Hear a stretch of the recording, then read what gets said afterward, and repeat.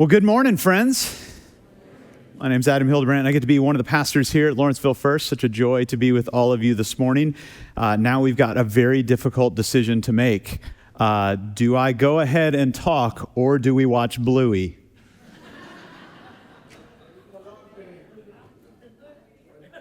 Yeah, thank you. Thank you for your honesty. I appreciate that. Well, good morning. It is good to be together, whether you're joining us here in person or you're joining us online. We are so excited for this opportunity to be together, to sing songs that proclaim God's goodness and God's grace, to just have times of prayer and opportunities just to laugh together, to have joy together, and to open God's word together. That's really what we're about, and that's really what we're focusing on today. And if you haven't heard it here already, here at LVfirst, we're putting Lawrenceville first. And so if you're new here, we'd love to get to know you. We'd love to hear a little bit of your story and have a chance to share a little bit of our story, tell you what we're about, what we're up to in the world, and how we're living out that idea of putting Lawrenceville first. This last week was an incredible week of camp meeting. You guys enjoyed it? Everybody enjoyed camp meeting? I enjoyed camp meeting. It was so good to be together at that special place, to have just all of these different opportunities to worship together. And our theme for last week was this idea of dwell. Just this idea that for many of us, the thing that we need most is just the ability to be still a little bit, to have opportunities to slow down. I love when I have conversations with people about camp meeting in the campground, and they'll say things like, well, it feels like a simpler way of life, a simpler time. Which is such an interesting thing, because we love that. We love the idea. We love going out there. We love singing these old songs that we remember. We love, eating covered dish and sharing food together. We love that there's not this, really rigid programming. We just love this time together. People say, I love that it feels simple. And yet, our lives feel very complicated, very rushed, very hurried. One of my favorite theologians says it this way, that oftentimes the thing that we need most to catch up to God is simply to slow down. And we are terrible at slowing down. Just culturally, everything seems to be picking up speed. Everything seems to be moving faster. Everything seems to just have this pace that draws us in a certain direction. We get frustrated when our streaming service doesn't stream as fast as we want to, or when, the TV shuts down for some reason. We get frustrated when these things don't work at the pace that we want them to work, so that we can work at a pace that we think we ought to work. And yet, most of us weren't built to work at the pace that we're currently working at. If you don't believe me, there are statistics around this. The statistics around burnout in our culture are phenomenal, like overwhelming to think about. In fact, a recent study found that 66% of American employees, 2/3, are experiencing some sort of burnout in 2025. Recently, Deloitte put out another study where they said 77% of American workers are experiencing some sort of burnout. So their number is more like 3/4 as opposed to 2/3. And it's really interesting as you dig deep into that data. What you find out is that younger generations are facing significantly higher rates of burnout, with 81% of 18 to 24-year-olds and 83% of 25 to 34-year-olds reporting burnout, as compared to just 49% of those aged 55 and older. And there are all sorts of reasons for this, and the reasons are fascinating as well. The top reasons for burnout across all ages include 24% feeling stressed because they say they have more work to complete than time to do it. Another 24% say that they don't have enough resources or the right tools to do their job properly. 20% cite a poor economy that's impacting their well-being at work. And 19% have stress because they're taking on too much work due to labor shortages in their industry. All of this while trying to figure out new technology and trying to navigate what all of this means in our lives. And so many of us feel like things are just moving so fast that it's difficult to even slow down. And so we say things like, well, I'll feel better after the weekend. I'll feel better after I get a few days off. I'll feel better after my vacation. We love this season of summer because so many of us get a chance to go away on vacation. But vacation statistics don't really actually help all that much when we think about this. Ironically, a recent survey found that the positive mental health effects of a vacation, which are positive in general, fade quickly in as little as a few days for 40% of respondents. 21% of people report feeling tense or stressed during the vacation itself, which means that they went on vacation with their extended family, right? Or they didn't do it the right way, the way that I think you ought to, they didn't vacation according to the rules. Because everybody has their own vacation rules, whether they state them out loud or not. 42% of working adults report dreading their return to work after vacation. That's a lot of us.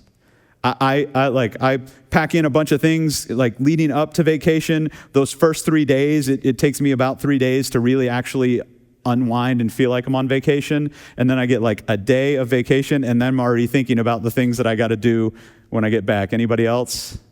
Just me? Around 52% of Americans worry about work while they're on vacation.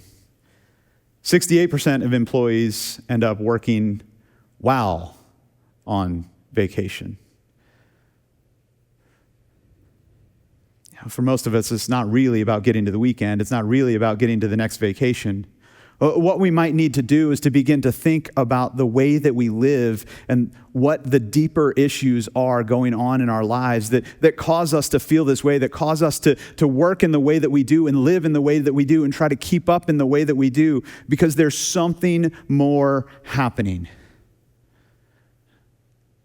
I think there's an Old Testament character that might help us to kind of navigate this and think through what it is that we might need to do in response to all of these things as we think about the way that we live in this season, so that we can get the most out of our work, so that we can get the most out of our time off, so that we can get the most out of our vacations and really actually replenish and recharge and be the people that God has called us to be. And 1 Kings chapter 19, we get to hear this amazing story about a prophet named Elijah. And Elijah has kind of had a meteoric rise in his career. I mean, he's been out, doing what prophets do. He's been speaking out about all of these things that don't belong in God's worship, all of these different foreign deities that have kind of come and be a part of the worship of God. He's been speaking to power in unique ways. It's really impressive to read Elijah's whole story, but kind of the pinnacle of his career happens on this mountaintop with 450 of these prophets from a different faith background. They all get together and they say, our God is the real God. And then it's just Elijah there. And he's like, okay, prove it. Build an altar and ask your God to come down and burn up this altar, to burn up this wood and this offering.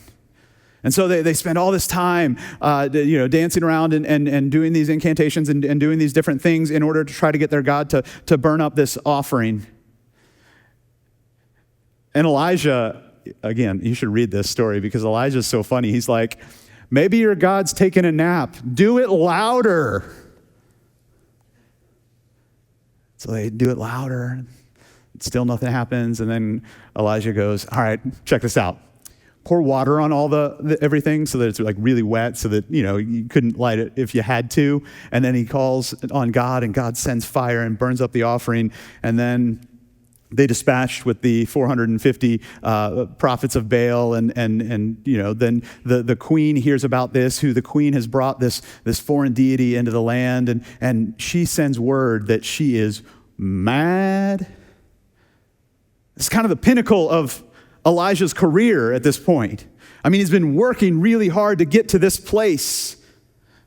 He has this incredible encounter, this incredible moment of God's presence. And now Elijah is scared of a queen? I'll pick up the story here. It goes like this. Ahab, who was the king of the time, and Ahab did not do a good job of being the king of Israel in this time, told Jezebel, his wife, all that Elijah had done and how he had killed all the prophets with the sword. And then Jezebel sent a message to Elijah saying, "So may the gods do to me and more also if I do not make your life like the life of one of those by this time tomorrow." Now, that promise doesn't actually end up turning out well for Jezebel, just in case, spoiler alert, in case you never read this, doesn't go well. Anyway, then he was afraid. Elijah was afraid. He was overwhelmed. He was overcommitted. He had all this stuff going on, and he reacts out of fear and overwhelm. He gets up and flees for his life. And he came to Beersheba, which belonged to Judah, and he left his servant there. But he himself went a day's journey into the wilderness. Now, this word journey is the Hebrew word derek, which means journey or way or path.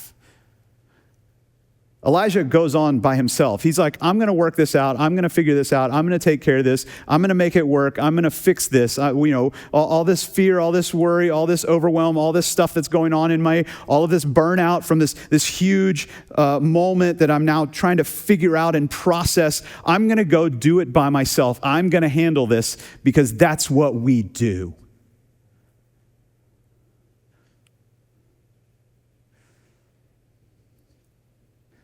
Elijah goes on his way.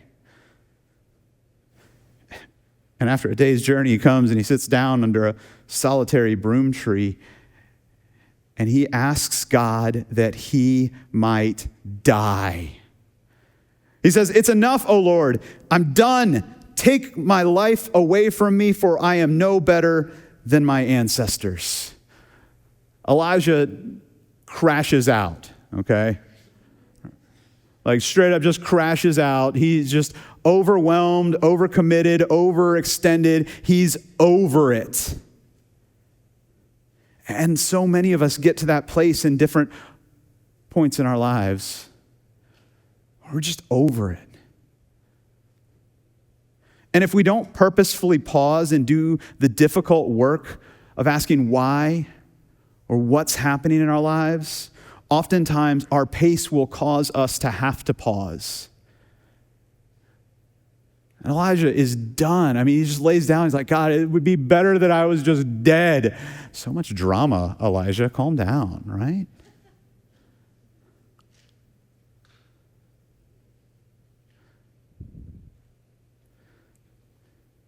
His way wasn't working. Then he lay down under the broom tree and fell asleep. And suddenly an angel touched him and said, "Get up and eat." And he looked, and there at his head was a cake baked on hot stones and a jar of water. He ate and drank, and he lay down again, which should remind us that sometimes, like when we feel that sense of overwhelm, the thing that we need most is just a nap and a snack, right? Like, we're no better than toddlers. Sometimes we just need a nap and a snack.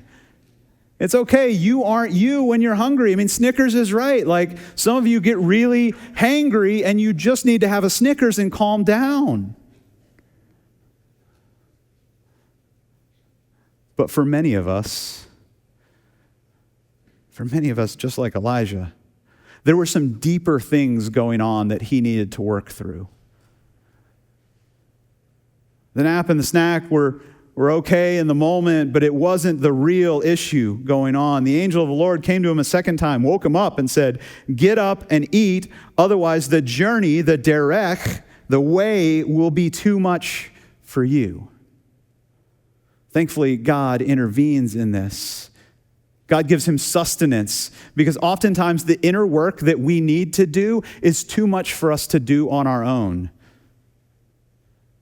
Most of the time, the inner work that we need to do is us and God, or us and a trusted person, an accountability friend, or us and a therapist. We need to dig down deep, and sometimes it's just too much for us to do on our own. The way is too much. for us to get to the depth that we need to get to in order to deal with the things that we need to deal with. Dr. Henry Cloud says it this way. For most of us, we probably misdiagnose our challenge. See, we often misdiagnose what we really need. He said that most of us, when we say we're tired, we're not really tired, because if we were tired, we could take a nap, and that would solve our problem. What you're not really in need of physical rest as much as you are in need of spiritual replenishment. We've got to do the deep work, and oftentimes that's too much for us to do on our own. We have trouble identifying our actual need in the midst of so many other needs. Get up and eat, otherwise the way will be too much for you. It will be too difficult. So he got up and he ate and he drank, and then he went in strength. The strength that food had provided for 40 days and 40 nights, which should cause us to take pause in terms of what we're reading. This is kind of one of those homages to what had happened before, to 40 years and wandering in the desert. You know, here's Elijah. He's wandering around trying to find what God wants for him, trying to do what God has for him. And he went in strength for 40 days and 40 nights to Horeb, the mount of God. And at that place, he came to a cave and he spent the night there. And then the word of the Lord came to him saying this, "What are you doing here, Elijah?" What are you doing here? What a profound question for all of us. What are you doing here? Like, what are you doing in this place? What are you doing here this morning? But more importantly, what are you doing in those other places that we go? Like, when you go to work, what are we doing here? Are we doing work that matters? Are we doing it in a way that we can live in this work? What are we doing here? I think it's so important for us to ask this question in so many places in our life. A couple of years ago, in August of 2022, I was invited to go to Montana on this trout fishing trip. Right? A buddy of mine called and he said, "Hey, a group of us are all going to Montana, and somebody couldn't go. The trip's already paid for. All you got to do is get there." And like, I had always wanted to go out west trout fishing. My dad talked about it when we were kids all the time. Like, someday I'm going to take you out west trout fishing. We had never been out west trout fishing, and so I was super excited about this opportunity. But it was in August, which is like. There's December busy, and then there's August, right? If you work in a church, like, those two things are really, really busy. You know, we had 3 kids in 3 different schools. We had all sorts of things going on, and I kept trying to get out of this. I was like, no, I'm not going. I can't go. We can't go. We can't, I don't want to spend the money, and I don't have the time, and I can't do this, and on and on and on and on and on. And my wife, Michelle, thankfully was like, you need to go. This is important. And so I went trout fishing, and like I said, all of these other guys knew each other. They were either related to each other or had been friends for a long time, and so we had an odd number of people. And so the first day, I got to spend the whole day just me and my trout fishing guide, Harry, in a boat together catching fish. And, we started out, we're just fly fishing. We're having a great time catching fish. He's talking to me. I'm talking to him. He's asking about what I do, and I was like, oh, I'm in sales. He's like, what do you sell? And I was like, oh, man, Jesus. And I ended up having to tell him I was a pastor, and then he had to apologize for some of the things that he had said before I told him I was a pastor. And I was like, no, man, it's cool. Like, not that guy. So we're talking about fishing, we're talking about life, we're talking about all these different things. And then about an hour into the trip, I guess he got comfortable with me. He goes, hey, so what brings you to Montana?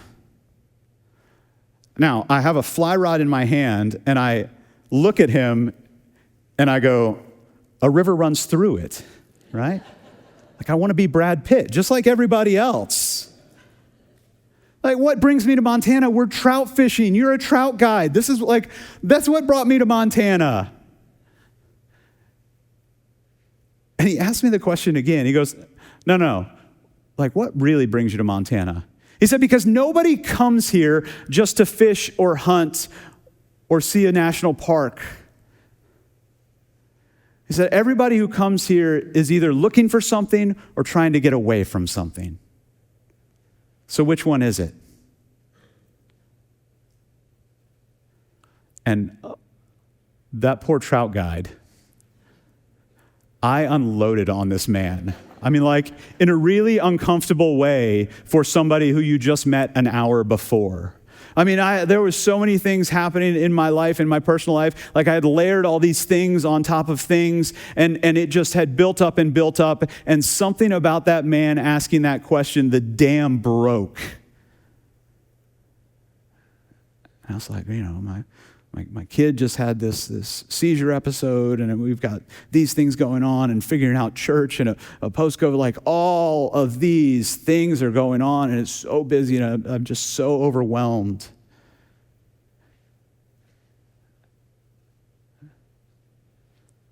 That question is one that should stick with us. What are you doing here? And Elijah does the same thing. He unloads on God when God asks this question. He answered, look, God, I have been very zealous for the Lord, the God of hosts, for the Israelites have forsaken your covenant, thrown down your altars, and killed your prophets with a sword. And I alone am left, and they are seeking my life to take it away. God, do you see all this? Are you even paying attention?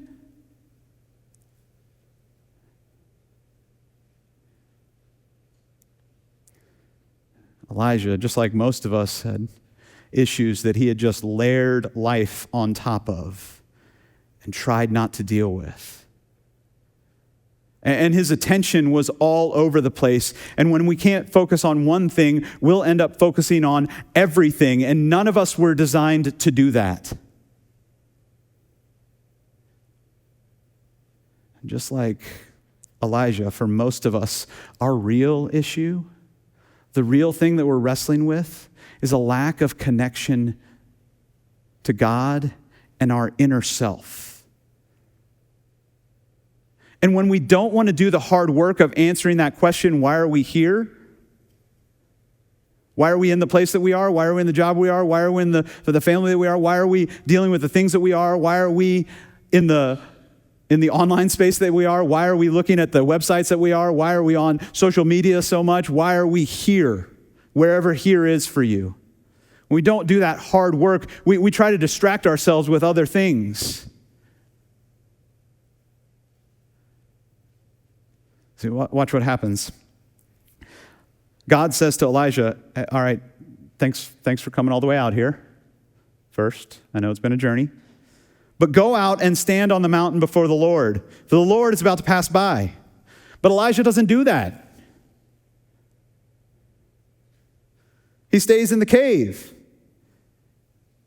Stays in the cave of distracting himself, of not really dealing with what's going on. And hear this, now there was a great wind, so strong that it was splitting mountains and breaking rocks in pieces before the Lord. But the Lord wasn't in the wind. And after the wind, there was an earthquake, but the Lord wasn't in the earthquake. And after the earthquake, a fire, but the Lord was not in the fire. And Elijah stays in the cave and feels comfortable in his world of distractions with wind and fire and earthquakes. And for us, maybe it's our over-busy schedules, our constant scroll, the 24-hour news cycle, the office drama, the family drama, the self-improvement binges, the next drink, the next hookup, the next show, the buzz of our texts and notifications constantly distracting us, pulling our attention away from the thing that we most need to do. We keep ourselves focused on the wind and the earthquake and the fire so that we don't have to do the deep work of dealing with what causes the wind and the earthquake and the fire in our lives. Our lack of real connection. I was having lunch with a friend of mine a few months ago, and a text came in on my watch. Right, I've got a smartwatch. It's really smart. So I looked at my watch, and I looked back at him, and he goes, "Do you got somewhere to be?" And I said, "No, why?" And he said, "You look at your watch all the time, like you've got somewhere to be." And I was like, "I don't have anywhere to be. I just got a text message." And he's like, "Yeah, well, that's not the way that it feels." The constant buzz of my watch was creating this distance in a relationship. The constant buzz of our lives creates this distance in our relationship with those around us and with our Heavenly Father who wants to speak to us.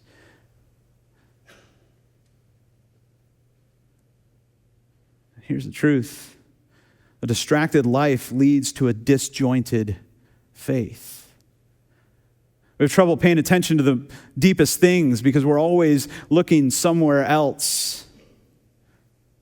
And for many of us, it's that little device that rests in our pocket. We weren't meant to carry the whole world in our pocket all the time.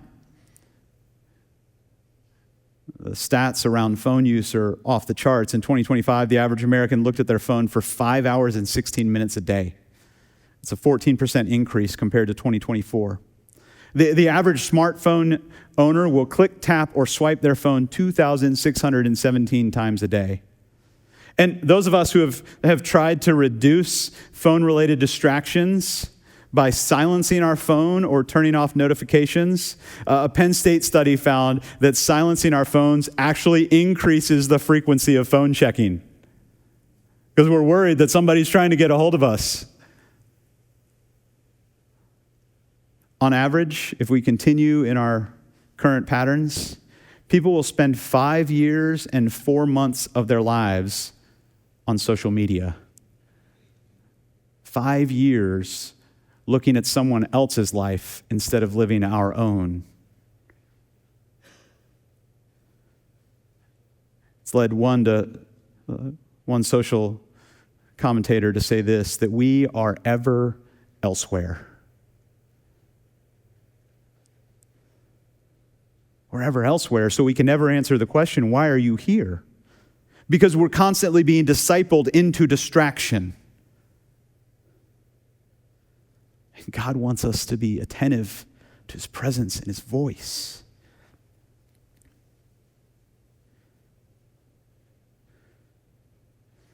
After the fire, there was the sound of sheer silence. Kol damama daga is the Hebrew phrase.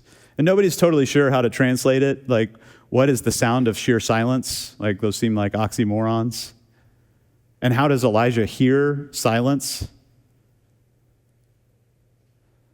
I think it's just that sense of God's presence. The most literal way to translate that is the sound of thin silence. This thin space.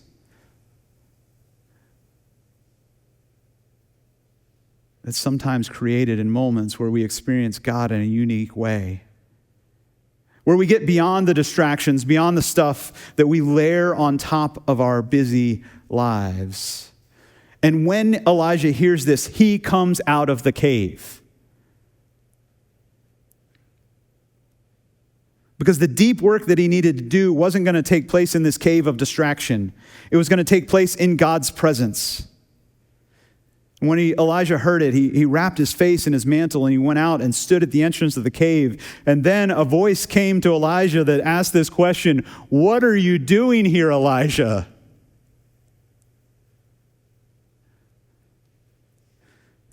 And what's interesting is that Elijah responds in the same way, but I think it moves from an emphasis around whining to an intent around winning. Like the way that Elijah says these two things, I imagine changes just based on God's presence, just based on knowing that God was present with him. And so it sounds a little bit different. He says, "I've been very zealous for the Lord, the God of hosts. For the Israelites have forsaken your covenant, thrown down your altars, and killed your prophets with a sword. I alone am left, and they are seeking to take my life, to take it away." And then the Lord said to him,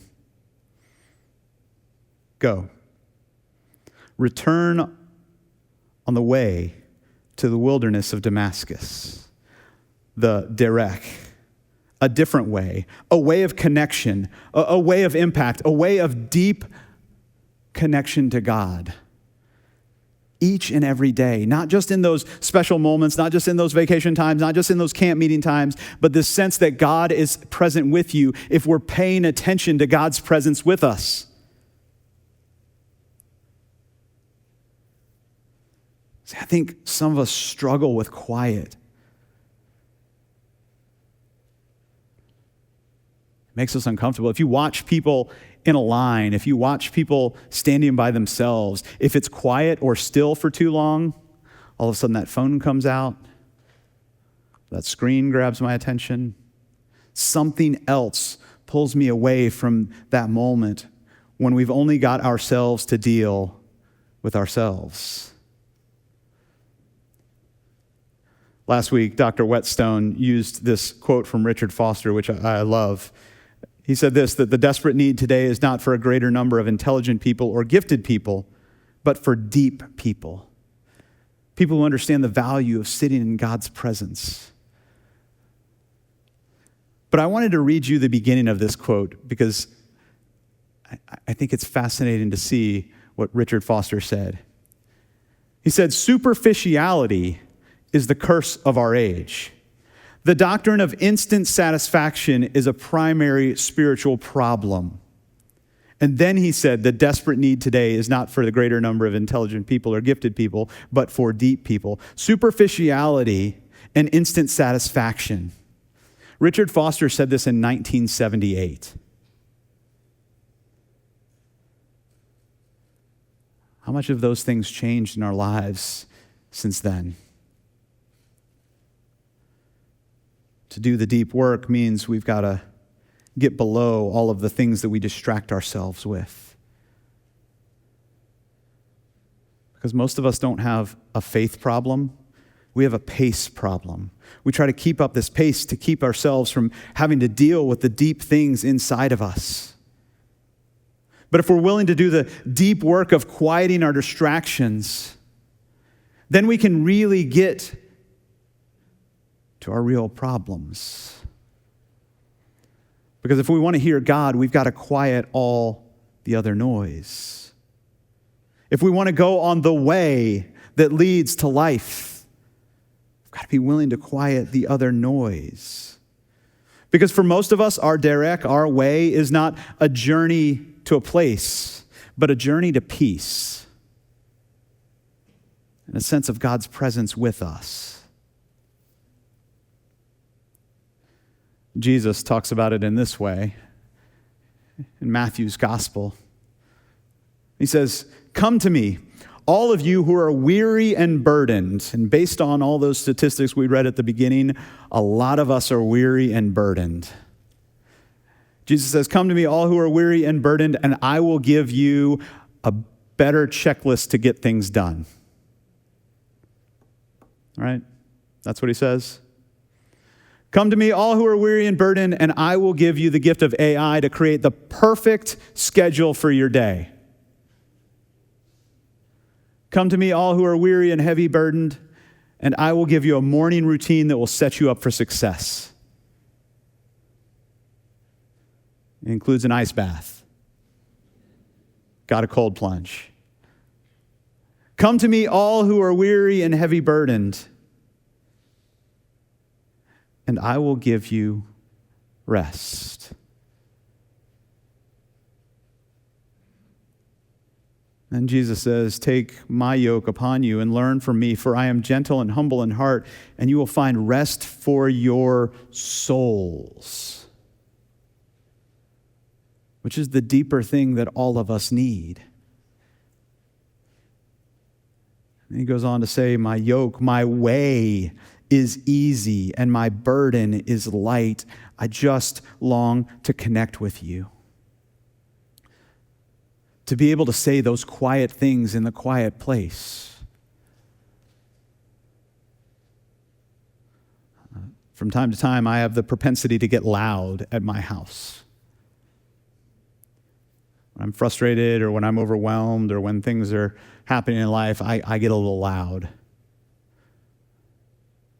But the things that I most want my kids to hear, the things that I want those people closest to me to hear, are the things that I say the quietest. As I pull them in close and say, I love you. And when we get down below all those things that distract us, when we take the time to be quiet, when we dwell in God's presence, I think we hear the same thing. So let me ask you a question. Why are you here? Why are you here? I hope that you're here to embrace a way of quiet, to embrace a way of moving past what distracts so that we can have the confidence to live the way of connection, the way of healing, the way of presence with God through Christ. May we follow in the way.